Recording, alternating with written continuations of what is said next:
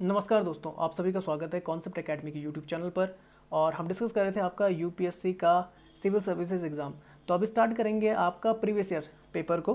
तो पहले स्टार्ट करेंगे आपका 2020 लास्ट ईयर जो पेपर था, जीएस पेपर 1 प्रीलिम्स का।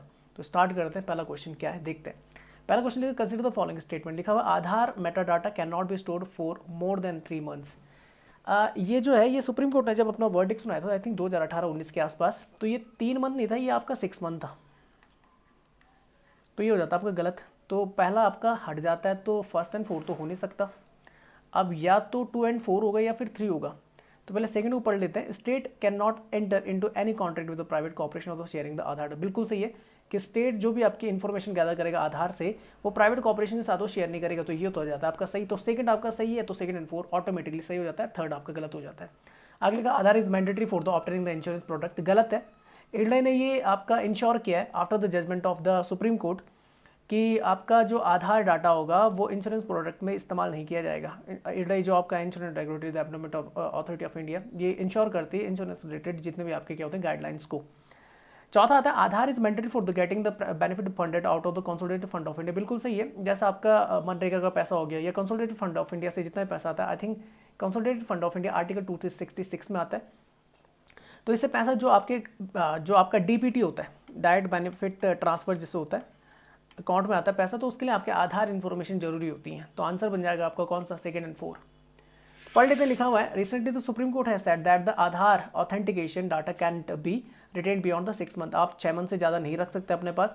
The Supreme Court judgment read that the part of the provisions which enable the body corporate and the individual also to seek the authentication, that too on the basis of the contract between the individual and the such body corporate or the person, would impinge upon the right to the privacy of the such individuals. The part of the sections thus is declared unconstitutional. तो second आपका सही हो जाता है। एडलाई जो आपका regulatory and development authority of India has clarified that Aadhaar is not required for the buy and insurance policy. Even the 2018 judgment, the Supreme Court held the Aadhaar is not mandated to purchase the insurance product. Next, लिखा the Supreme Court ruled that the any welfare scheme driving funds out of the Consolidated Fund of India would require the Aadhaar to deliver the benefits of the intended beneficiaries. Hence, the statement 4 is correct. जो आपकी direct benefits के लिए जाता है आपका आधार की अगर बात करें, 12 digit random number issued by the UIDAI, ये 12 नंबर का आपका होता है, आप जानते हैं। Unique identification authority of India इसे क्या करती है, जारी करती है। 2009 में आई थिंक आपका बना था। तो लिखा हुआ है to the resident of the India after the satisfying the verification process laid down by the authority. आगे लिखा any individual respective of the age and the gender who is the resident of the India may voluntarily enrol to obtain an Aadhaar number. A person willing to enrol has to provide the minimal demographic and the biometric information during the enrolment process. Next चलते Rajya Sabha has equal power with the Lok Sabha, कहाँ पर हो सकते हैं। तो लिखा हुआ the matter of the creating new all India services, नहीं, न्यू ऑल इंडिया सर्विसेज से रिलेटेड जब आपका ऑल इंडिया सर्विसेज की बात आती है, जो आपका आर्टिकल 312 में मैंशनड है, तो यहाँ पर ज़्यादा पावर आपके पास जो आती है वो राज्यसभा के पास आती है। ये आपने याद रखना है कि इसके पास मोर पावर होती है। तो ये तो गलत हो जाता है कि इक्वल की बात कर रहा है, इक्वल पावर्स की। नेक्स्ट लिखा अमेंडिंग द कॉन्स्टिट्यूशन, बिल्कुल सही है। अगर कोई भी संविधान संशोधन होता है तो राज्यसभा के पास भी क्या होती है, बराबर पावर होती है लोकसभा के बराबर। तो ये आंसर बन जाएगा आपका सेकंड। बाकी पढ़ लेते हैं। रिमूवल ऑफ द गवर्नमेंट, नहीं, रिमूवल ऑफ गवर्नमेंट की अगर बात करते हैं फिर वो लोकसभा में होता है आपका। और मेकिंग कट मोशन, तो ये आपका कट मोशन, ये आपका मान लीजिए आपका मनी बिल से रिलेटेड इसका एक टाइप है। तो मनी बिल जो होता है इसमें जो पावर होती है किसके पास होती है, वो लोकसभा के पास होती है। और जो आपका राज्यसभा होती है वो सिर्फ सजेस्टरी होती है, आपकी सजेशन दे सकती है, इससे ज़्यादा उसका रूल नहीं होता वहाँ पे। सजेशंस वगैरह होते हैं यार, सजेशन कैसे लिखते हैं, सजेशन, यार कुछ गड़बड़ हो जाए तो माफ़ करना है स्पेलिंग में। चलिए आगे चलते हैं, पढ़ लेते हैं। लिखा हुआ है कि तो ये है अमेंडिंग द कॉन्स्टिट्यूशन। तो according to the provision of the article 312 the parliament can create a new all India services if a resolution of the effect in the national interest is pass by the council of state, जिसे राज्यसभा बोलते हैं। Hence the Rajya Sabha has the more power over the creation of the new all India services.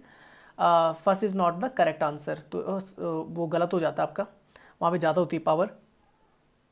Article 75(3) की बात करें तो constitution state that the council of the ministers shall be collectively responsible to the house of the people. Hence the in this regard Lok Sabha has the greater power to as compared to the Rajya Sabha। जो आपका क्या होता है, आपका किससे council of minister जो responsible होती है वो किसके प्रति होती है, आपका किसके, आपके लोकसभा के प्रति होती है। तो आई थिंक जो आपका ऑप्शन था वो था amending the constitution removal of the government ना, हाँ, तो वो आपका क्या हो जाता है, गलत हो जाता है। जो गवर्नमेंट रिमूवल होता है वो बाय लोकसभा होता है आपका। Every cut motion is a demand for the grant representation approval of some aspect of the other budget से related economy policy of the government. तो आर्टिकल 110, 112, 117 इसके अंतर्गत आ जाता है। पर मेनली जो आपका आता है तो यहाँ पर क्या होता है कि यहाँ पे खासकर अगर 110 की मैं बात करूँ तो Rajya Sabha can only make recommendation with regard to the cut motion. तो वहाँ पे सिर्फ रिकमेंडेशन दे सकती है, ज़्यादा पावर नहीं होती है। आर्टिकल 368 की बात करते हैं तो ये आपका रिलेटेड है किससे, आपका कॉन्स्टिट्यूशनल अमेंडमेंट से रिलेटेड है। और ये हमने कहाँ से लिया है, तो साउथ अफ्रीका से लिया है। ये आपने याद रखना है, constitutional amendment act article 368 South Africa के संविधान से। तो लिखा of the Indian constitution empower the parliament to amend the constitution by the way of the addition, variation, or the repeal and any provisions of this constitution in the accordance with the procedure laid down in the article 368. A bill to amend the constitution can be introduced in the either house of the parliament। कहीं भी आप ला सकते हैं, कहीं से भी introduce हो सकता है। और बोथ जो हाउसेज होते हैं उनमें क्या होता है, have the equal powers in the respective of the constitutional amendment bill. Next चलते हैं।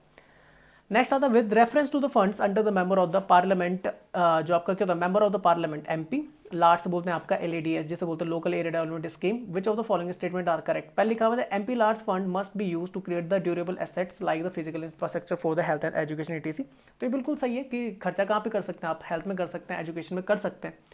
अच्छा नेक्स्ट लिखा हो तो फर्स्ट आपका सही हो जाता है। तो ये वाला ऑप्शन तो आपका डायरेक्ट क्या होता है, एलिमिनेट हो जाता है। ठीक है, 3 और 4।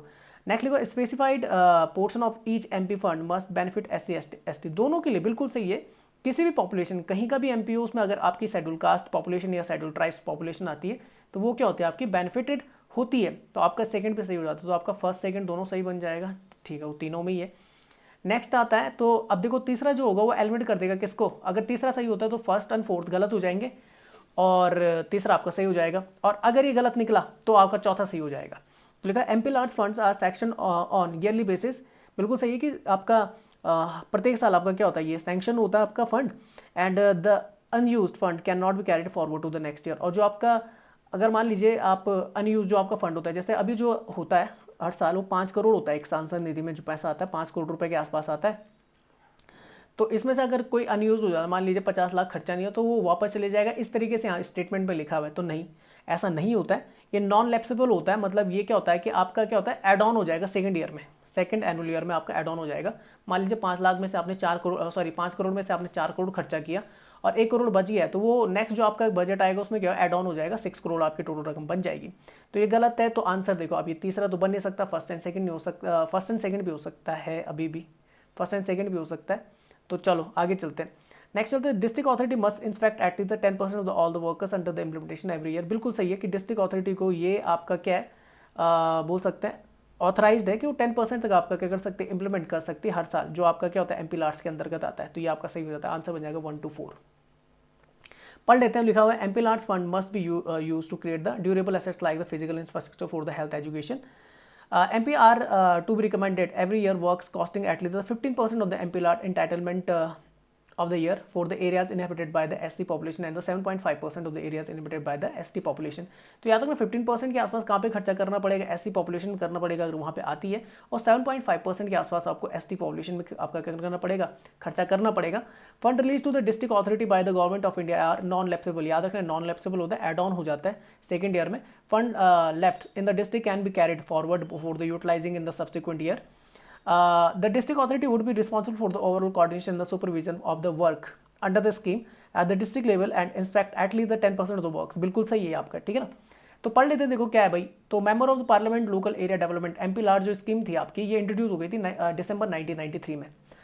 आगे लिखा it empowers the every member of the parliament to spend a certain amount some of the amount on the development of his her constituency on the various social development area such as the health, education, drinking water, electricity, family welfare, sanitation and so on. The Ministry of the Statistics and the program implementation has been responsible for the policy formulation, release of the funds and the prescribing the monitoring mechanism for the implementing of the schemes।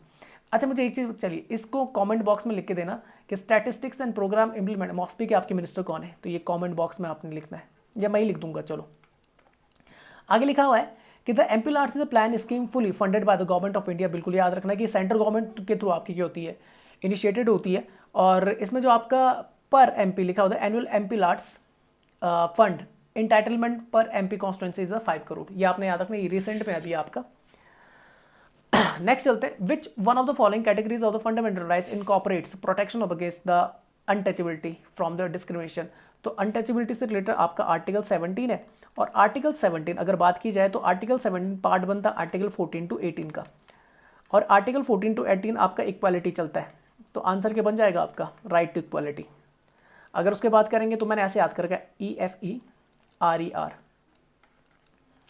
तो इस तरीके से आपने याद करना है। यहाँ पे आपका 19 से 22 है, यहाँ पे आपका 19 से 22 है, फिर यहाँ पे 23 और 24 है, यहाँ पे 25 से 28 है, और यहाँ पे 29 और 30 है, और फिर यहाँ से आगे हैं आपके, ठीक है ना, 32 वगैरह यहाँ से आ जाता है आपका, और ये 35 तक जाता है, मतलब 31 से 35 तक ही आपका।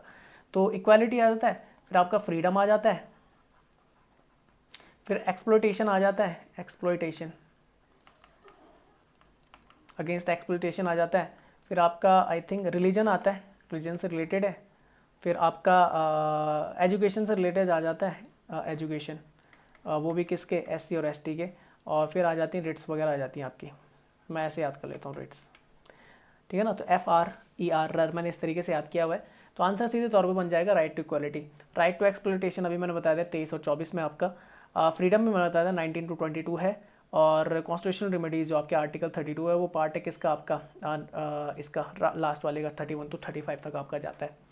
पढ़ लेते हैं। Right to equality mention in the article 14 to 18 of the Indian constitution. Article 15 relate to the prohibitions of the discrimination of the ground of the religious race and the caste sex and the place of the birth. Article 15 ये movie भी आ रखी है आयुष्मान खुराना की, आप देख सकते हैं, अच्छी मूवी है।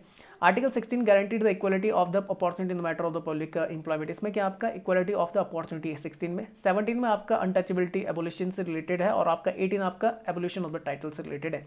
पार्ट 3 आपका फंडामेंटल राइट से रिलेटेड है। इसमें आपका जो पहला पार्ट बनता है, इसमें जो आपके सब पार्ट्स हैं उसमें राइट टू इक्वालिटी आ जाता है, मैंने बता दिया आपका। ये कहाँ से 14 से 18 है। फिर आपका फ्रीडम आता है, तो मैंने बता दिया 19 से 22 है। फिर राइट अगेंस्ट एक्सप्लॉयटेशन आपका 23 और 24 में। फिर आपका फ्रीडम ऑफ रिलीजन, तो ये आपका किस में 25 से 28 में आता है। फिर आपका एजुकेशनल राइट्स हैं, तो ये 29 और 30 में आते हैं, कल्चरल एंड एजुकेशनल राइट्स। और जो आपका कॉन्स्टिट्यूशनल रेमेडीज है आर्टिकल 32 में आते हैं, 31 टू 35 आप याद कर सकते हैं। अगले the right to freedom is stipulated in the article 1922। Article 19 of the Constitution provide for the sixth freedom: freedom of the speech and the expressions, freedom of the assemble peacefully and without the arms, freedom to form the association and the unions, freedom to move freely throughout the territory of the India, freedom to reside the settlement in any part of the India, freedom to practice any professions or to carry on any occupation, trade or business। अच्छा, एक चीज़ और याद रखना कि article 19 भी आपका उन articles में आता है जो आपका नेशनल इमरजेंसी के टाइम पे आपके बने रहते हैं। नेशनल इमरजेंसी आपका जो आता है आर्टिकल 352 है, पर ये कंडीशन है कि ये तभी आपका एक्सप्लिसिट होता है जब आपका क्या होता है, ये तभी आपका हटता है, मतलब जब आपका क्या होता है, या तो एक्सटर्नल एग्रेशन है, ठीक है ना, एक्सटर्नल एग्रेशन है, या फिर आपका जो होती है आपकी कौन सी वॉर कंडीशन है। ये तब नहीं हटता है, ये तब नहीं हटता है जब आपका क्या होगा, इंटरनल, जैसे बोलते हैं आपका आर्म्ड रिबेलियन है, तब आप इसे हटा नहीं सकते। अब तो आर्म्ड रिबेलियन हो गया, तो ये तब नहीं हटता, ये आपने याद रखना है। ये सिर्फ एक ही दो ही कंडीशन बढ़ता है, या तो एक्सटर्नल एग्रेशन हो गया का, या फिर वॉर कंडीशन आ गई। उसके अलावा आर्टिकल 20 आता है, तो constitution provide for the protection in respect of the conviction of the offences. ये हटता नहीं है, नेशनल इमरजेंसी के टाइम पे भी नहीं हटता। आर्टिकल 21 आता है, तो protection of the life and the personal liberty आता है, ये भी नहीं हटता। तो याद रखना 20 और 21 तो बिल्कुल आप याद रखिए। 352 के अंतर्गत क्या होता है, ये आपके डायलूटेड नहीं होते। 19 आपका डायलूटेड होता है एक्सटर्नल एग्रेशन और वॉर सिचुएशन में, आर्म्ड रिबेलियन के टाइम पे नहीं होता। बाकी सारे आपके जो क्या होते हैं, जितने भी आर्टिकल्स रिलेटेड फंडामेंटल राइट्स है, वो क्या होता है, डायलूटेड फॉर्म में आ जाते हैं। आर्टिकल 22 की बात करें, deals with the protection against the arrest and the detention in certain cases. 32 आता है, तो ये आपका कॉन्स्टिट्यूशनल रेमेडीज है, जिसमें आपके क्या आ जाते हैं, रिट्स वगैरह आ जाती हैं। The right against the exploitation, तो ये आपका 23-24 में आता है। It provide the evolution of the trafficking in the human beings and the beggar and the evolution of the employment of the children below the age of the 14 years in the dangerous jobs like the factories and the mines. Next चलते हैं, in India separation of judiciary from the executive is enjoyed bye, तो ये आता है DPSP में। और DPSP हमने कहाँ से ले रखी है, आयरलैंड से, रिपब्लिक ऑफ आयरलैंड से, ये आपने याद रखना है। 7th शेड्यूल जो था वो आपका इंडियन गवर्नमेंट एक्ट था, उसके थ्रू आपका निकल के आता है, ये आपने याद रखना है 1935। और प्रियम्बल जो कॉन्स्टिट्यूशन है वो 3 देश का इन्फ्लुएंस देखने को मिलता है, यूएसए हो गया, कनाडा हो गया और ऑस्ट्रेलिया हो गया। इन 3 देशों से अलग अलग चीज़ें ले रखी हैं, जैसे हमने क्या टाइप ऑफ द राइटिंग लिखी हुई है, टाइप देखा हुआ है, या फिर लैंग्वेज देखी हुई है, या फिर बोल सकते हैं उसका प्रियम्बल का जो कि आपका फ्री फेस है वो देखने को मिलता है यूएसए से। कॉन्वेंशनल प्रैक्टिसेस तो नहीं आता, ठीक है। तो जुडिशरी एग्जीक्यूटिव से अलग होती है directive principle of state policies, जो आपके क्या होते हैं, नॉन जस्टिसेबल होते हैं। तो लिखा हुआ है आर्टिकल 36 टू 51, यहाँ पे आता है ना part 4 of our constitution deal with the directive principle of the state policies. Article 50 prescribe the separation of the judicial from the executive. तो याद रखना आर्टिकल 50 में इसका जिक्र मिलता है। Directive principle of the state policy is a non enforceable, ये enforceable नहीं है, ये आपने याद रखना है। प्रेम्बल की अगर बात करें तो preamble is the introductory and the explanatory statement in document that explain the document purpose and the underlying the philosophy. The preamble is a part of the constitution. The preamble set out aims and aspirations of the people and these have been embodied in the various provisions of the constitution. 7th schedule की बात करें deals with the separation of the legislative power between the union and states. The 7th schedule is divided into the union and the state subject on which they can make the laws. It comprises the union list, state list and the concurrent list. Union list में कितने 100 subjects है, state list में 61 है और concurrent में आपके 52 है। Next question आता है along with the budget. Budget किस में आता है, तो इसको देखो अब एक चीज़ आता है ना, बजट वैसे कोई नाम नहीं है हमारे कॉन्स्टिट्यूशन में लिखा हुआ है इस नाम, तो ये आर्टिकल 112 में आता है, पर आता है एनुअल फाइनेंशियल स्टेटमेंट से, AFS नाम से आता है, एनुअल फाइनेंशियल स्टेटमेंट नाम से आता है। तो लिखा हुआ है budget the finance minister also places other document before the parliament with include. अच्छा, इसके अलावा कौन कौन से डॉक्यूमेंट रखे जाते हैं, the macro economic framework statement, the aforesaid document is presented because this is mandated by, ये किसके थ्रू आपका देखने को मिलता है, तो ये आपका याद रखना provision of the fiscal responsibility in the budget management act 2003 के हिसाब से। तो लिखा हुआ मैं पढ़ लेता हूँ। The macro economic framework statement is a statement presented to the parliament at the time of the union budget under the section 353 clause 3 subsection 5 of the fiscal responsibility in the budgetary management act 2003. It contains an assessment of the growth prospect of the economy with the specific underlying assumptions. It contains an assessment regarding the expected GDP growth rates, fiscal balance of the central government and the external sector balance of the economy. The statement is submitted annually. याद रखना ये कब होती है, हर साल आपके submitted होती है। पढ़ लेते हैं कौन कौन से डॉक्यूमेंट आपके मैंडेटेड होते हैं FRBM एक्ट 2003 के थ्रू। तो एक आता है आपका मैक्रो इकोनॉमिक फ्रेमवर्क स्टेटमेंट चाहिए होती है, फिस्कल पॉलिसी स्ट्रेटेजिक स्टेटमेंट चाहिए होती है, medium term fiscal policy statement चाहिए होती है, medium terms expenditure framework statement to be present in the parliament in the session after the budget session. Article 112 की बात है, constitution of India mandate the annual financial statement, ये आपने याद रखना, that contains the estimated receipts and expenditure of the government of India. Article 110 में आता है, तो ये मनी बिल से रिलेटेड आपका constitution of the bill is deemed to be the money bill if it contain the provision dealing with the 6 specific matter। तो ये article 110 sub clause 1 to 1A to 1F तक जाता है, broadly related to the imposing evolution and regulating a tax, regulating government borrowings, the consolidated and the contingency fund of India, दोनों आते हैं इसमें, and any matter incidental to any of the matters specified in the previous 6 sub clauses। Article 113 of the Constitution of India mandated that the estimate of the expenditure from the consolidated fund of India are included in the annual financial statement which are required to be voted by the Lok Sabha and submitted in the form of the demand for the grants। अच्छा, next आता है constitutional government by definition is. तो constitutional government कौन सी होती है, याद रखना constitutional government हमेशा एक लिमिटेड गवर्नमेंट होती है जिस पे कुछ बोल सकते हैं लिमिटेशन थोपी जाती हैं। जैसे लिमिटेड कौन करता है गवर्नमेंट को, तो आपके और कोई नहीं, आपके फंडामेंटल राइट्स गवर्नमेंट को क्या करते हैं, लिमिटेड करते हैं। चलो बताता हूँ मैं। तो ये आपने ना ही गवर्नमेंट बाय लेजिस्लेचर होता है, ना ही पॉपुलर गवर्नमेंट होती है, ना ही मल्टी पार्टी गवर्नमेंट होती है। इसके मैं एक्सेप्शंस आपको बता दूंगा। तो लिखा constitution government may not have a legislature, याद रखना हो भी सकता है नहीं भी हो सकता है, पर 100% नहीं है। जैसे आपका USA है, वो कॉन्स्टिट्यूशनल गवर्नमेंट फॉर्म करता है, पर वहाँ पे प्रेसिडेंशियल फॉर्म चलता है आपका। भारत में कैसे चलता है, पार्लियामेंट्री फॉर्म चलता है। नेक्स्ट चलता है it could be a bi party government, हो सकता है बाई पार्टी गवर्नमेंट हो and need not to be popular government, तो हो सकता है पॉपुलर गवर्नमेंट ना हो वहाँ पे और बाई पार्टी सिस्टम वहाँ पे चल रहा हो। And can instead be a monarchy, और हो सकता है वहाँ पे क्या आपकी मोनार्की और राजतंत्र हो। अच्छा लिखा, तो power of the government are limited by the means of the fundamental rights enshrined in the part 3 of the Indian constitution which are essentially giving to the us against the state against action and the constitutional government by definition form a limited government. याद रखना कि ये limited government होती है। अब देखो यहाँ पे लिखा हुआ है कि देख रहे हो आप, यहाँ पे लिखा हो, the power of the government are limited by the means of the fundamental rights enshrined. आपके क्या कर सकते हैं, फंडामेंटल राइट्स के लिए कहाँ जा सकते हो आप, जस्टिसेबल होते हैं, आप कहाँ जा सकते हो, सुप्रीम कोर्ट में जा सकते हैं, उनको उनके हितों के लिए, उनके बचाव के लिए, किसके खिलाफ, गवर्नमेंट के खिलाफ। और हमेशा ये मुद्दे तो देखने को मिलते हैं आपको कि जितने भी आपके क्या होते हैं वाद होते हैं, जैसे वो आपका केशवानंद भारती वाद हो, गोलकनाथ वाद हो, तो वो सारे किससे रिलेटेड हैं, फंडामेंटल राइट्स के थ्रू तो गए। तो ये रिस्ट्रिक्टेड कर देता है किसको, गवर्नमेंट को, लिमिटेड हो जाती है। अच्छा, popular government may be defined as the control by the people by the election of the executive and legislature, दोनों तरीके की हो सकती है। Popular government may not always have a democratically elected government. याद रखना जरूर नहीं कि पॉपुलर गवर्नमेंट आपके कैसे हो, डेमोक्रेटिकली इलेक्टेड हो। China as a constitution but no multi party system. याद रखना वहाँ पे कॉन्स्टिट्यूशन तो है पर मल्टी पार्टी सिस्टम नहीं, वहाँ पे एक ही पार्टी है जो आपकी क्या है, पीपल्स लिबरेशन नहीं, कौन सी पार्टी है यार वहाँ पे, पीपल रिपब्लिक आर्मी है, नहीं रिपब्लिक पार्टी ऐसी ही है ऐसे वहाँ पे। वैसे वहाँ पे चलती कौन सी, कम्युनिस्ट पार्टी ऑफ चाइना है ना, कम्युनिस्ट पार्टी ऑफ चाइना, वहाँ पे कम्युनिस्ट पार्टी है, तो यहाँ पे याद रखना। चले अच्छा नेक्स्ट चलते हैं। Other than the fundamental rights which of the following part of the constitution of India. Fundamental rights के अलावा कौन कौन से आपके क्या है पार्ट्स हैं, reflect the principle and the provision of the universal declaration of the human Rights 1918। तो इसके अंतर्गत जो आपका आता है, तो भारत का प्रेम्बल भी इससे आपका क्या है बोल सकते हैं इफेक्टेड है, directive principle of the state policy भी, और आपका फंडामेंटल ड्यूटीज, ये तीनों ही आते हैं, आंसर बन जाएगा वो फर्स्ट सेकंड एंड थर्ड। पढ़ लेते हैं इसके बारे में। ये आपका यूनाइटेड नेशन जनरल असेंबली का रेजोल्यूशन था जिसमें Universal declaration of Human rights की बात होती है, तो पढ़ लेते हैं। Universal declaration of Human Right was proclaimed under the UNGA, United Nation General Assembly, resolution 217A in the Paris. It stated that all human beings are born free and equal in the dignity and the rights. सारे कैसे हैं आपके free born हुए और उनके अपनी क्या होती है इक्वल डिग्निटी है, समान अधिकार है, राइट्स हैं। They are endowed with the reasons and the conscience and should act toward one another in the spirit of the brotherhood. Article 3 of the universal declaration of the human rights, ये Indian constitution की बात नहीं हो रही, universal declaration of the human rights की बात करें, वो बताता है कि everyone has the right of to life, जीने का अधिकार, लिबर्टी का अधिकार है, सिक्योरिटी ऑफ द पर्सन है। The preamble of India also spoke about the equality of the status and the opportunity, assuring the dignity of the individual and the unity on the integrity. तो पहला सही हो जाता है कि आपका हमारा जो क्या प्रेम्बल है उसमें इसके कुछ आपके प्रावधान देखने को मिलते हैं। नेक्स्ट आता है आर्टिकल 22 ऑफ द यूएसडीआर, ये आर्टिकल यूएसडीआर का है।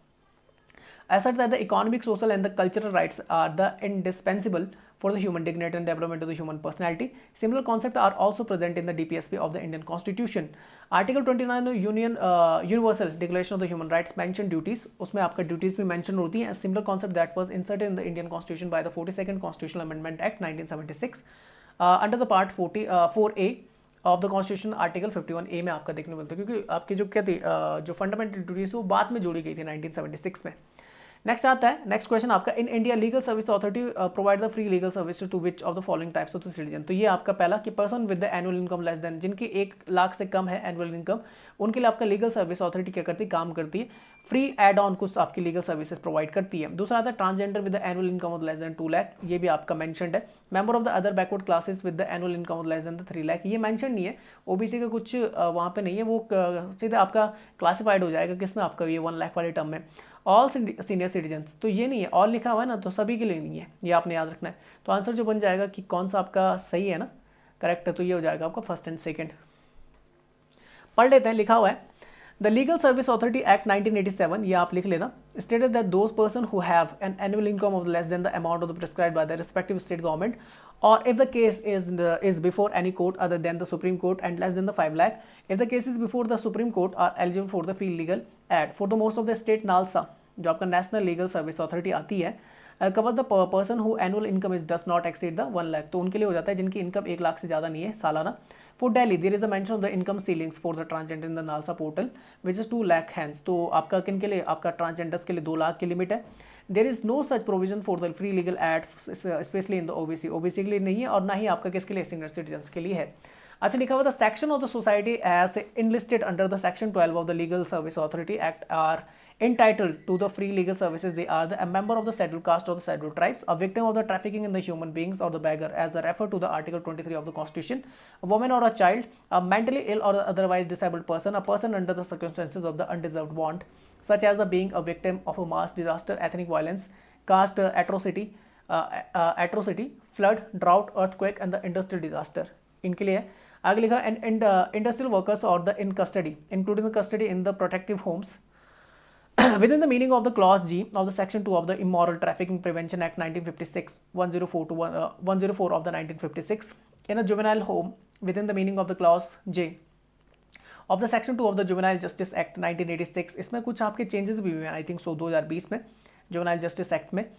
In a psychiatric hospital and psychiatric nursing home within the meaning of the clause G of the section 2 of the Mental Health Act 1987, 14 of the 1987, a person in receipt of the annual income less than the amount mentioned in the following schedules or any other higher amount may be prescribed by the state government if the case is before a court other than the Supreme Court and less than the 5 lakh if the case is before the Supreme Court। चलिए आगे चलते हैं।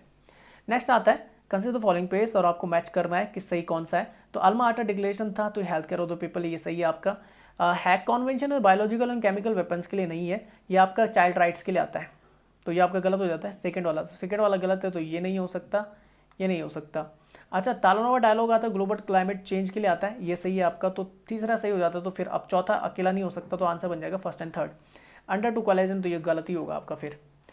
तो पढ़ लेते हैं। अल्मा आटा declaration was adopted an international conference on the primary health care held in the Kazakhstan in the 1976। आपका मिडिल जो आपका सेंट्रल एशियन नेशन है उनका एक पार्ट है Kazakhstan. It was the first international declaration underlying the importance of primary health care. The Hague Convention protect the children and their family against the risk of the illegal, irregular, premature, and the ill-prepared adoption abroad. Hague Convention, a multilateral treaty that came into the existence on the 1st of December 1983. The convention applies to children aged under the 16 years. Next, the Talmo Project Dialogues is a process designed to help the countries implement and enhance their nationality determined contribution by the 2020. The dialogue was mandated by the parties of the United Nations Framework Convention of the Climate Change to take the stock of the collective global effort to reduce the emission of the greenhouse gases in line with the goals of the Paris Agreement. Next are the under two coalition of the global community of the state and the regional government committed to ambitious climate actions in the line with the Paris Agreement. तो आपका चौथा क्या हो जाता है, गलत हो जाता है। ये किससे रिलेटेड, आपका क्लाइमेट एक्शन से रिलेटेड, अंडर टू कोलाइजन। अच्छा, अगर बायोलॉजिकल वेपन कॉन्वेंशन से रिलेटेड बात करें या फिर biological and toxic weapons convention की बात करें, तो इसमें जो आपके सिग्नेटरी एंड द रेटिफाई, जितने भी आपको हरे में देख रहा हूँ, साइन एंड रेटिफाई कर रखा है, सक्सीड भी कर रखा है, और जो आपके ब्लू में उन्होंने अनरिकग्नाइज्ड है, और जो पीले में आपके वो आपके कैसे हैं, और उन्होंने सिर्फ साइन किया, और जो आपके रेड में दिख रहे हैं वो सिग्नेटरी बॉडी है नहीं। एक चीज़ याद रखना कि इसको, क्योंकि एक फिक्स लोकेशन नहीं थी, लंदन, मॉस्को और वाशिंगटन डीसी में इसको लोकेशन थी जहाँ पर ये हुआ था, 1972 की ये बात है। नेक्स्ट चलते हैं, नेक्स्ट क्वेश्चन आता है। A parliamentary system of the government is one in which parliamentary government कौन सी, लिखा हुआ था all political party in the parliament are represented in the government. नहीं, गवर्नमेंट में हर पार्टी थोड़ी नहीं होती, ठीक है ना। आपकी क्या होता है, अलायंस होते हैं यहाँ पे भारत में। अगर देखा जाए पार्लियामेंट्री सिस्टम, अब भारत में क्यों, जितने भी पार्लियामेंट्री सिस्टम है जो हमने यूके से ले रखा है, पार्लियामेंट्री सिस्टम ऑफ गवर्नमेंट कहाँ से ले रखा हमने, यूके से, यूनाइटेड किंगडम से। अब government is responsible to the parliament and can be remove by it. The government is responsible to the parliament, बिल्कुल सही। गवर्नमेंट जो होती है वो पार्लियामेंट तो क्या बोले, पर लोकसभा के प्रति, लोकसभा क्या है आपका पार्ट है किसका, पार्लियामेंट का, बिल्कुल सही है, और वही रिमूव कर सकती है, तो ये सही हो जाता है, आपका आंसर बनेगा सेकंड। तीसरा पढ़े, तो government is elected by the people. नहीं, अच्छा देखो, गवर्नमेंट इलेक्ट तो होती है पर रिमूव नहीं होती, इलेक्टेड तो होती है पर रिमूव नहीं होती, आपके मेंबर भेजे जाते हैं एमपी। और वैसे गवर्नमेंट भी नहीं बोल सकते, वहाँ पे क्या मेंबर ऑफ पार्लियामेंट भेजे जाते हैं। अब जो क्या होता है, जिन पार्टी के आपके क्या होते हैं, मेजोरिटी में होते हैं, उनकी क्या बन जाती है, गवर्नमेंट बन जाती है, तो ये गलत हो जाता है। The government is chosen by the parliament but can not be remove by the before the completion of the fix term. नहीं, फिक्स टर्म से पहले भी रिमूव हो सकता है, तभी तो बोलते हैं कि आपकी लोकसभा क्या हो सकती है, भंग हो जाती है, तो ये भी गलत हो जाता है। सिर्फ कौन नहीं होती, राज्यसभा नहीं, तो उसका फिक्स टर्म होता है 6 साल का। अच्छा, नेक्स्ट चलते हैं, ठीक है, पढ़ लेते हैं। Parliamentary system a democratic form of the government in which the party और a coalition of the parties with the greatest representation in the parliament form the government in leaders become the prime minister, याद रखना, और chancellor जिसे बोला जाता है, जिसके पास सबसे ज़्यादा सीट्स होंगी। Executive function are exercised by the member of the parliament appointed by the prime minister to the cabinet. The parties of the minority serves in the opposition, जो minority में होती है वो opposition में रहती है, to the majority to have the duty of the challenge it regularly. Regularly जो challenge करती है वहाँ पे, prime minister may be removed from the powers whenever they lose the confidence of the majority of the ruling party of the parliament. No confidence motion भी आप बोल सकते हैं उसे। The parliamentary system originated in the Britain was adopted in the several of its former colonies. Bharat ने adopt किया। In the Indian democratic setup, the government is responsible to the parliament and can be removed by it. Specifically, it is Lok Sabha for which the council of the ministers is collectively responsible. This form of the government where the center is responsible for the elected representative of the parliament is called the parliamentary form of the government. चलिए आगे चलते हैं। अच्छा, next question है, which part of the constitution of India declares the ideas of the welfare state. Welfare state के बारे में, कल्याणकारी जो आपके क्या है स्टेट्स है उनके बारे में किसमें लिखा हुआ है, डीपीएसपी में आ जाता है, पार्ट 4 में ये मेंशन्ड है आपका। तो लिखा हुआ है welfare state the concept of the government in which the state plays a key role in the protection and the promotion of the economic and the social wellbeing of its citizen. The government ensure the availability of the social security net which may be included in the education, housing, sustenance, healthcare, etc. The Indian Constitution declared the concept of the welfare state in the directive principle of the state policies. DPSP की बात करें तो 4 में आता है, और ये Ireland से ले रखा हमने, तो लिखा तो of the Indian constitution deal with the DPSP या direct principle of our state policies. DPSP constitutes a comprehensive socio-economic program for the modern democratic states. The idea of the directive principle of the state policy has been taken from the Irish Republic. Fundamental rights की बात करें तो part 3 में आता है Indian constitution talk about the fundamental rights. There are the 7 category of the fundamental right, जो मैंने बताया था आपका कौन सा याद करना, RER, सॉरी क्या था, EFE RER, इस तरह 12 से 35 तक ये चलता है आपका, 12 से 35 तक चलता है। अब EFE RER तो मैंने बताया था, ये तो आपको कितना दिख रहा होगा, 6 ही दिख रहे होंगे ना, 6। पर यहाँ पे क्या आ जाता है शुरुआत, ये तो 14 से 18 है, फिर आपका कितना 19 से 22 है, फिर 23-24 है, फिर कितना आता है आपका 25 से 28 आता है, फिर 29-30 आता है, फिर आपका कहाँ तक चलता है 32, जिसके अंदर क्या था 35 तक ये चलता है। पर 12 और 13 में क्या आपका इंट्रोडक्शन है, या फिर बोल सकते हैं उसमें क्या डेफिनेशन है किनकी, फंडामेंटल राइट्स की। तो ये साथ में बंटा हुआ है। Fundamental rights are the basic human rights enshrined in the Constitution of India which are the guaranteed to all citizen. They are applied without the discrimination on the basis of race, religion, जो आपका article 15 है उसमें इसका जिक्र है, gender ETC। Significantly fundamental rights are the enforceable by the court, आप क्या कर सकते हैं कोर्ट में जाके अपने अधिकारों के लिए लड़ सकते हैं, ठीक है ना, सब्जेक्ट टू सर्टेन कंडीशन, जबकि ये नॉन इन्फोर्सेबल होते हैं कौन से आपके DPS पे। आगे लेके प्रेम्बल की बात करें, preamble enshrined the idea in the philosophy of the constitution. The preamble give the an idea about the following the sources of the constitution, the nature of the Indian states and the statement of the objectives and the date of the adoption. 7th schedule की अगर बात करें तो article 246 में आपका ये deals करता है division of the power between the union states, इसमें 3 आ जाते हैं, union list, state list and concurrent list आ जाती है। 13वां क्वेश्चन आता है, consider the following statement, the constitution of India defines it basic structure in terms of the federalism, secularism, fundamental rights and the democracy. सही है, पर केवल इतने ही नहीं है। अगर यहाँ पे ETC लिख देता तब ये सही था, थोड़ा सा टफ कर रखा है, अगर यहाँ पे ETC लिख देता तब सही था, तो यहाँ पे गलत हो जाएगा। तो फर्स्ट नहीं हो सकता, तो पहला और तीसरा तो होगा नहीं, अब या तो दूसरा अकेला होगा या फिर नाइदर होगा, ठीक है ना। पहले तो constitution of India provide the judicial review to safeguard the citizen liberties and to preserve the ideas of the which the constitution is based. मुझे सही लग रहा है, ये सेकंड होगा इसका आंसर। तो constitution of India provide the judicial review, देता है, बिल्कुल देता है भाई, जुडिशियल रिव्यू है आपके पास, ठीक है ना। तो to safeguard the citizen, writs है आपकी, जो आपके आर्टिकल 32 में सुप्रीम कोर्ट की आती है, 226 में आपकी हाई कोर्ट की आ जाती है, इनमें इन दोनों में पावर होती है। तो आंसर कौन सा हो जाएगा, सेकंड वाला। The Supreme Court has defined the basic structure. The concept of the basic structure came into existence in the landmark judgment in the Keshwanand Bharti versus State of Kerala case in the 1973. Next, लिखा the Article 13 declares that any law which contravenes any of the provision of the Part 3rd fundamental rights shall be null and void. The power of the Supreme Court of India to देख क्या लिखा हुआ, रुक जाओ। Article 13 declares that any law which contravenes any of the provision of the Part 3rd fundamental rights shall be null and void, ठीक है। The power of the Supreme Court of India to enforce and implement the fundamental rights derived in the Article 32 Constitution, बिल्कुल सही है आपका। In the Keshwanand Bharti case verdict, the court did not define the terms basic structure। अब उन्होंने clear नहीं किया कि कौन कौन से आते हैं, क्लियर नहीं हो रखा हो। It only listed the few principles, जैसे इसमें कुछ फेडरलिज्म आ जाता है, secularism, democracy as being its part. The basic structure doctrine has since been interpreted to include the, इसमें supreme court of the constitution, rule of law, independence of the judiciary आ जाता है, doctrine of the separation of the powers, sovereign democratic republic के अंदर parliamentary system of the government आता है, principle of the free and the fair election आता है, welfare states, ये सारे इसमें आ जाते हैं। नेक्स्ट चलते हैं, one common agreement between the Gandhi's and the Marxist, दोनों आपके रिलेटेड DPSP से, और ये था आपका किससे रिलेटेड, ये था आपका स्टेटलेस सोसाइटी से रिलेटेड। बात समझ में, राज्य की कल्याणकारी नीतियों में उन्होंने एक चीज़ बोली कि आपकी जो फाइनल गोल होना चाहिए, किसी भी जो अंतिम लक्ष्य होना चाहिए किसी भी सोसाइटी का, वो स्टेटलेस सोसाइटी होनी चाहिए, मतलब गवर्नमेंट का ज़्यादा कंट्रोल नहीं होना चाहिए। बात समझ में आई। इसलिए गांधी जी सपोर्ट करते थे किसको, पंचायती राज सिस्टम को, क्योंकि उसमें क्या होता है, डिसेंट्रलाइजेशन ऑफ पावर होती है। तो लिखा हुआ है stateless society refer to the society that lacks formal institution of the government according to the Gandhi concept of the Ram Rajya, the state of the social order free from the political binding, उसमें कोई राजनीतिक क्या नहीं होनी चाहिए, आपके बाइंडिंग्स नहीं होनी चाहिए, and consist of the self governing individual, और क्या होना चाहिए, सेल्फ स्वशासन होना चाहिए।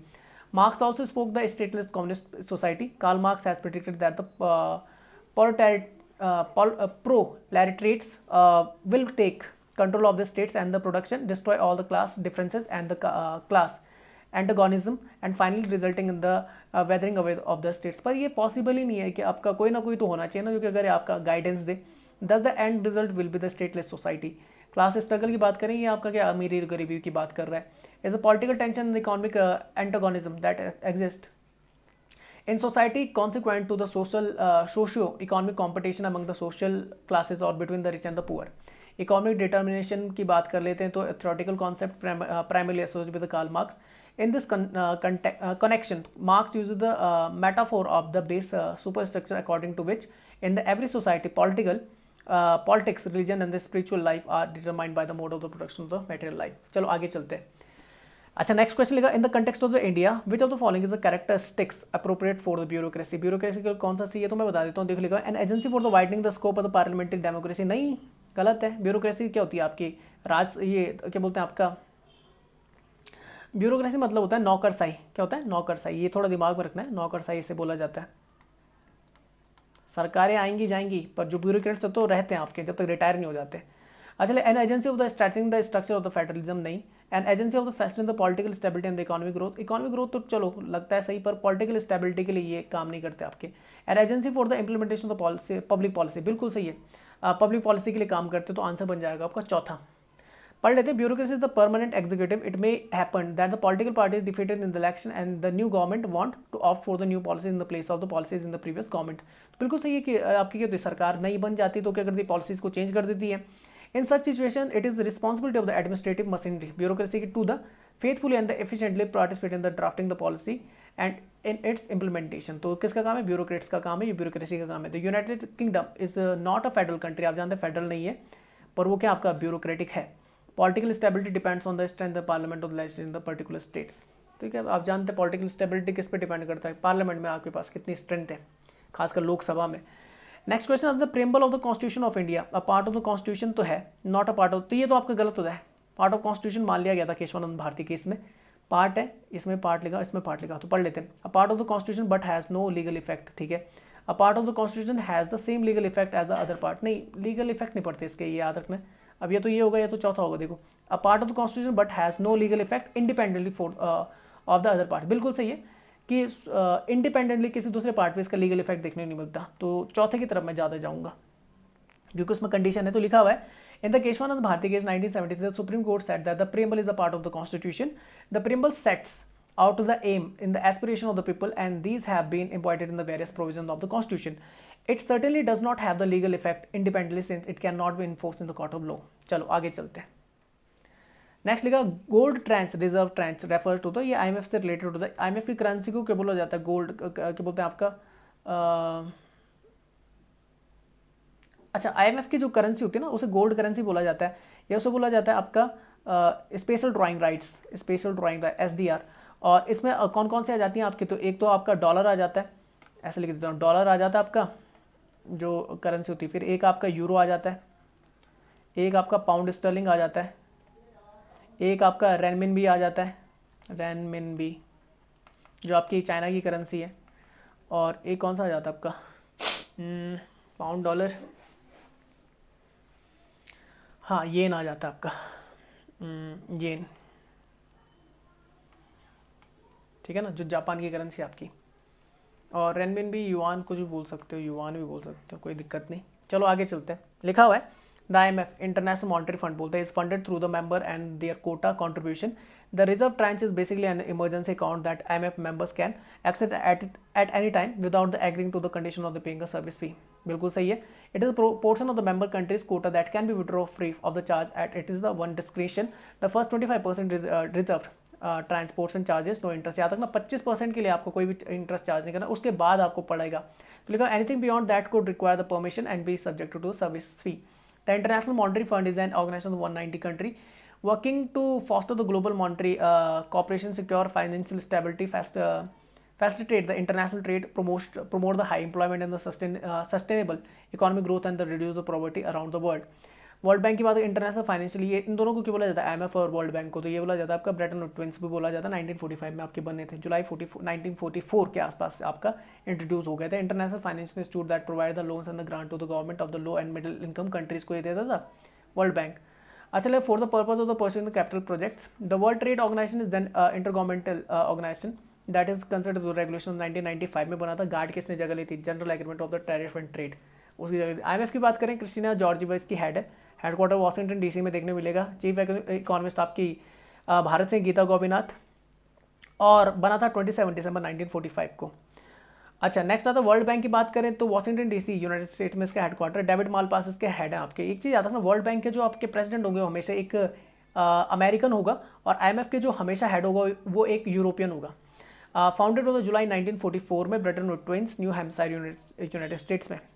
अच्छा, इसकी सब्सिडियरी जैसे international bank for reconstruction and development या ICC आ जाता है, मीगा आ जाता है, ठीक है ना, तो ये सारे क्या हैं आपके इसके पार्ट हैं।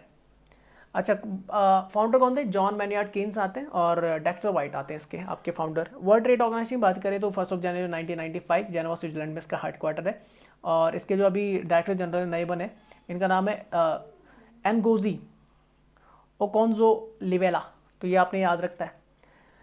अच्छा नेक्स्ट चलते, नेक्स्ट क्वेश्चन क्या है, लिखा हुआ है कि with reference to the provision contain in the part 4, आप जानते हैं डीपीएसपी से related constitution which of the following statements are correct. तो लिखा हुआ है this there shall be enforceable by the court. अरे इन्फोर्सेबल नहीं होते हैं, नॉन इन्फोर्सेबल होते हैं आपके, कौन, आपके डीपीएसपी। आप इसके लिए कहाँ नहीं जा सकते, कोर्ट्स में नहीं जा सकते कि भाई इस राज्य में ये चीज़ है, ये मुझे चाहिए, नहीं, ये कल्याणकारी नीतियों में स्टेट उसे फैसला लेगा। तो there shall be enforceable by the court नहीं, गलत है।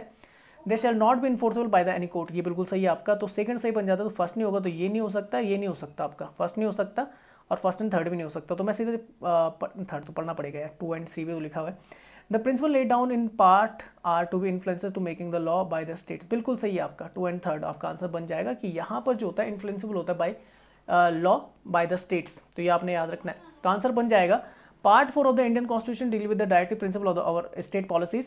The provision contained in the part cannot be enforced by any court. The DPSP is fundamental in the government of the country and shall be duty of the state to apply these principles in the making laws. DPSP is a positive obligator in the state through the not enforceable in the court of law. The principle laid down in the part are to be influenceable to making the laws by the states. इसमें state को कानून बनाने का अधिकार होता है। तो ये आपने याद रखना, कहाँ से लिया था, आयरलैंड से लिया था। फंडामेंटल ड्यूटीज कहाँ से ले रही है, यूएसएसआर से। सेकेंड लास्ट क्वेश्चन देखते हैं। तो according to the constitution of India, a person who is eligible to vote can be made a minister in a state for the 6 month even if he see not a member of the legislature of the state. अच्छा देखो 6 month का तो ठीक है, 6 month तक कोई क्या रह सकता है आपका। मान लीजिए अगर कोई क्या है व्यक्ति है और वो चुना नहीं गया है डायरेक्ट तौर पे, तो वो मिनिस्टर बनाया जा सकता है 6 महीने के अंदर। पर उसे क्या करना पड़ेगा, अगर देखो वो राज्य में तो उसे विधानसभा की लेनी पड़ेगी, वहाँ पे सदस्यता लेनी, अगर वहाँ पे विधान परिषद है तो वहाँ की भी ले सकता है, चुनाव लड़ना पड़ेगा 6 महीने के अंदर। या फिर अगर लोकसभा का है तो उसे फिर पार्लियामेंट एमपी बनना पड़ेगा। पर एक चीज़ यहाँ पे उसने गलत कर दी, उसने बोला एलिजिबल टू वोट, वोट की जो एज होती है वो 18 साल होती है, तो यहाँ पे वो गड़बड़ कर गया। अगर आपको लड़ना है, देखो अगर आप लेजिस्लेटिव असेंबली का या फिर लोकसभा का चुनाव लड़ेंगे तो उसके लिए कम से कम एज कितनी चाहिए होती है, 25 ईयर्स चाहिए होती है। तो यहाँ पर ये चीज़ गलत है, तो ये गलत बन जाएगा। बाकी नीचे वाला सही लिखा होता है, 6 month वाला सही है। अच्छा नेक्स्ट लिखा, according to representation of the people act 1951, a person convicted of the criminal offences and sentence to imprisonment of the 5 years is a permanent disqualified for the contesting an election even after the his release from the. नहीं, ऐसा नहीं है। अगर कोई व्यक्ति अपनी सजा complete करके आता है तो उसके बाद वो चुनाव लड़ सकता है, तो ये गलत लिखा हुआ है कि उसके बाद उसे चुनाव लड़ने नहीं दिया जाएगा, तो ये भी गलत है। तो neither first and second is the right answer. पढ़ लेते हैं। Every citizen who is 18 years old on the qualified date unless disqualified is eligible to enroll as a voter, vote की तरह वोटर की तरह वो आ सकता है। An individual who is not MLA can become a minister if he gets, अगर वो एमएलए नहीं है, gets himself elected to the state legislature with in 6 months from the date of his appointment. However, while the voting age of the 18 years, a person can be MLA only after the 25 years of the age. Hence, statement first is not correct. Section 8 of the RP अगर देखा जाएगा, Representative of the People Act अगर देखा जाए 1951 stated the ground for the disqualification of the conviction of the certain offences. Pursuant to the Section 8 of the RPA 1951, the convicted candidate is disqualified from the being a member of the either house of the parliament or the state legislature from the date of the such conviction till the stated time. This is not the permanent नहीं है, ये आपने याद रखना है जो मैं अभी बता रहा था। लास्ट क्वेश्चन देख लेते हैं, क्या लिखा, consider the following statement, the president of India can summon a session of the parliament at such place as he see things. बिल्कुल समन कर सकता है, बुला सकता है, ये बिल्कुल सही है आपका, फर्स्ट सही है।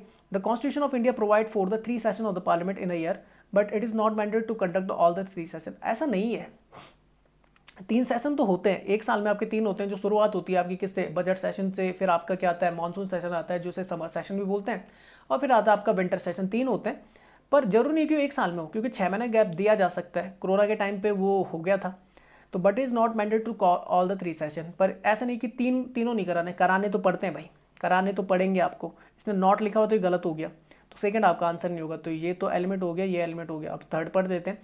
There is no minimum number of the days that parliament is required to meet in a year. अच्छा कोई भी, हाँ मिनिमम डेज का कोई आपका क्या प्रावधान नहीं है, ये बिल्कुल सही लिखा हो, तो फर्स्ट एंड थर्ड। हाँ पर वो लिखा हुआ है भाई कि कम से कम अच्छा मैक्सिमम पीरियड लिखा हुआ है कि मैक्सिमम कितना होना चाहिए, तो मैक्सिमम कितना होना चाहिए 6 month।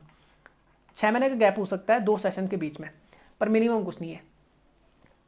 तो लिखा हुआ है article 85(1) the constitution stated that the president shall from the time to time summon each house of the parliament to meet at such time and place as he thinks but 6 months shall not intervenes between it last sitting in the one session and the last date appointed for its first sitting in the next session।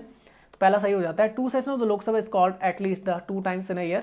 Constitution does not state that the 3 sessions of the Parliament should be called in a year। तो ये गलत हो जाता है। There is no provision the minimum number of the days Parliament required to meet the year। अच्छा, India does not have the fix parliamentary calendar, कोई fix parliamentary calendar नहीं है। By convention parliamentary meet to of the 3 session in year, 3 बार मिलना पड़ता है। Longest session वो budget session होता है जो आपका जनवरी लास्ट से चलना स्टार्ट कर सकता है या फरवरी शुरुआत से आपका लास्ट अप्रैल या फर्स्ट वीक तक आपका मई तक चलता है। ये पूछा जाता है सबसे बड़ा लॉन्गेस्ट सेशन कौन सा होता है, बजटरी सेशन होता है आपका। जो समनिंग की बात करें तो ये प्रेसिडेंट बुलाता है, कॉलिंग होती है, दोनों को बुलाया जाता है, लोकसभा राज्यसभा को। तो लिखा summoning in the process calling all the members of the parliament to meet, it is the duty of the Indian president to summon each house of the parliament for the time to time. The maximum gap between the 2 sessions of the parliament cannot more than the 6 month. In other words, the parliament should meet at least twice a year. कम से कम 2 बार मिलना पड़ेगा, ठीक है ना। अच्छा, next लिखा adjournment आता है। तो एडजर्नमेंट करता है कौन, जो आपका क्या होता है, ये होता है आपका क्या होता है, जो आपका सेशन होता है उसको क्या डिस्टर्ब किया जाता है बाई स्पीकर होता है या बाई आपका क्या होता है, जो आपका बोल सकते हैं चेयरमैन होता है आपका किसका, राज्यसभा का। तो लिखा adjournment suspended the work in a sitting for the specific time के लिए होता है, स्पेसिफाइड टाइम के लिए होता है, विच में भी आवर्स, डेज और वीक, कुछ घंटों के लिए, कुछ दिन के लिए, कुछ वीक्स के लिए भी हो सकता है। In this case the time is reasonably specified, आपका क्या होता है मेंशन होता है कि कितने घंटे, कितने दिन और कितने वीक के लिए हो रहा है, एडजर्नमेंट बोलते हैं। And adjournment only terminates a sitting, ये किसको करता है, टर्मिनेट करता है सिटिंग को, पर सेशन को नहीं करता। ये आपने याद रखना है, सेशन आपका क्या नहीं होता, एडजर्न नहीं होता, टर्मिनेट नहीं होता, सिटिंग होती है आपकी। The power of the adjournment lies within the presiding officer of the house, वो मैंने बता दिया, लोकसभा में स्पीकर हो सकता है, राज्यसभा आपका चेयरमैन हो सकता है। एडजर्नमेंट साइन डी क्या होता है, ये नॉन स्पेसिफाइड टाइम के लिए होता है, सेम चीज है। तो adjournment sine die means the terminating a sitting in the parliament for the indefinite period of the time. In other word, with when the house is adjourned without naming a day, जब वो बोल नहीं पाते कि कब मिलेंगे, तब होता है assembly, it is called the adjournment sine die. The power of the adjournment sine die lies within the presiding officer of the house. The presiding officer of a house can call a sitting of the house before the date or the time to which it has been adjourned or at any time after the house has been adjourned, signed D. Prorogation की बात करें तो prorogation mean the termination of the session, session क्या करता है, and किया जाता है, प्रोरोगेशन बोला जाता है of house by an order made by the president. अभी प्रोरोगेशन किसके थ्रू होता है, प्रेसिडेंट के थ्रू होता है। एडजर्नमेंट, सिर्फ एडजर्नमेंट आपने याद रखना स्पीकर कर सकता है, बाकी प्रोरोगेशन आपका समन हो गया या डेजोल्यूशन हो गया वो प्रेसिडेंट करता है। Prorogation terminate both the sittings and the session of the house, जब आपका दोनों सिटिंग्स और सेशन क्या होता है एक साथ खत्म होता है तो बाय प्रेसिडेंट होता है, 85A(2)(a) में लिखा हुआ है। Usually within the few days after the house is adjourned signed by the presiding officer, the president issue a notification for the prorogation of the session. However, the president can also prorogate the house while in a session. Note all the pending notices other than those for the introducing bills lapse on the prorogation and the fresh notice have to be given for the next session. अच्छा, ये हो सकता है कि जितने भी आपके क्या होता है पेंडिंग जो आपके क्या तो नोटिस होते हैं वो लैप्स हो जाते हैं, कोलैप्स हो जाते हैं, मतलब हटा दिए जाते हैं और नए सेशन के लिए नए नोटिस आपके फ्रेश नोटिस आपके लाए जाते हैं। डाइजोल्यूशन की बात करें, डिसोल्यूशन की बात करें, dissolution ends the very life of the existing house. जैसा आपका क्या होता है लोकसभा होता है, ये राज्यसभा का नहीं होता। लोकसभा में आपके क्या होता है जब आपका एंड कर दिया जाता है पूरा, ठीक है ना, भंग कर दी जाती है। A new house is constitute after the general election are held, जब आपके इलेक्शन होते हैं। Rajya Sabha being a permanent house, अब ये याद रखना, is not a subject to dissolution, ये इसका डिसोल्यूशन नहीं होता, only the Lok Sabha is a subject to dissolution, जो भंग हो सकती है। The dissolution of the Lok Sabha may takes place in either or the two ways, दो तरीके से हो सकते हैं। ऑटोमेटिक डिसोल्यूशन होता है जो हर 5 साल में आपको देखने मिलता है, on the expiry of the its tenure 5 years of the terms as extended during the national emergency. तो ऑटोमेटिक एक 5 साल कंप्लीट हो जाए सरकार को या नेशनल इमरजेंसी के टाइम पे हो सकती है।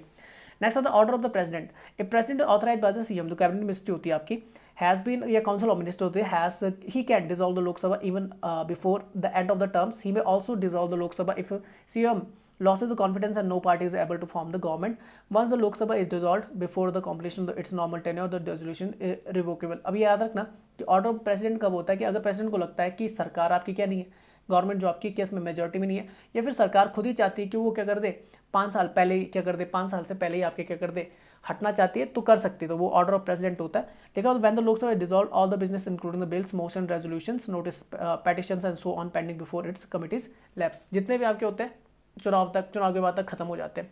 दूसरी सरकार आएगी तो अपनी नई नीतियां लेके आ गई, और अगर पुरानी सरकार है तो हो सकता है उन्हें क्या करें, कंटिन्यू करें, पर गारंटी नहीं है। तो ये इसकी जो पीडीएफ है वीडियो की, मैं वो टेलीग्राम ग्रुप और व्हाट्सएप ग्रुप दोनों में शेयर कर दूंगा। यूट्यूब में अगर वीडियो को देख रहे हो तो लाइक करें, शेयर करें, सब्सक्राइब करना ना भूलें चैनल को अगर आपने नहीं किया है। सब्सक्राइब करते आपको बेल आइकन प्रेस करना है, बेल आइकन प्रेस करते और नोटिफिकेशन पर क्लिक करना है, उससे होगा कि जितनी वीडियो मेरे द्वारा बनाई जा रही हैं वो आपको टाइम टू टाइम मिलती जाएंगी। वीडियो का लिंक मैं फेसबुक पे भी शेयर कर देता हूँ, वहाँ पे भी आप हमारे पेज को लाइक कर सकते हैं, हम इंस्टाग्राम पर भी वहाँ पे भी आप हमें फॉलो कर सकते हैं। तो वीडियो को देखने के लिए आप सभी का धन्यवाद। जय हिंद, जय भारत।